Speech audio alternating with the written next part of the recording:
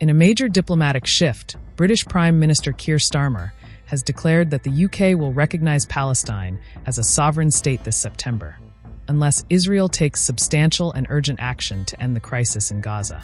According to a written handout from Starmer's emergency cabinet meeting, the move will coincide with the United Nations General Assembly, but comes with strict conditions aimed at pushing Israel toward a long-term peace deal. Starmer said recognition will proceed unless Israel reaches a ceasefire in Gaza, makes it clear that there will be no annexation of the West Bank, and commits to a long-term peace process that culminates in a genuine two-state solution. The Prime Minister added that the UK will make a formal assessment of both parties' actions ahead of the September UN summit, making clear that no one side will be allowed to hold a veto over Britain's decision. On the humanitarian front, Starmer revealed that the UK has carried out aid drops into Gaza, but stressed that airlifts alone won't solve the crisis.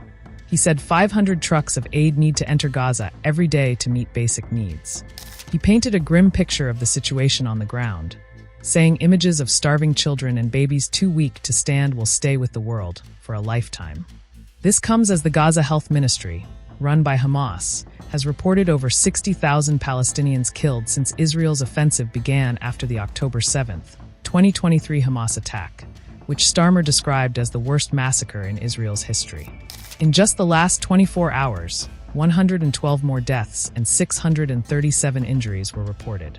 The ministry says more victims remain buried under the rubble and unreachable on the streets. While Starmer insists there is no equivalence between Israel and Hamas, he also repeated Britain's demands: that Hamas release all hostages, agree to a ceasefire, disarm, and accept it will play no role in governing Gaza. Starmer reaffirmed the UK's long-standing goal of a safe and secure Israel existing alongside a viable and sovereign Palestinian state, a vision now under greater strain than ever before.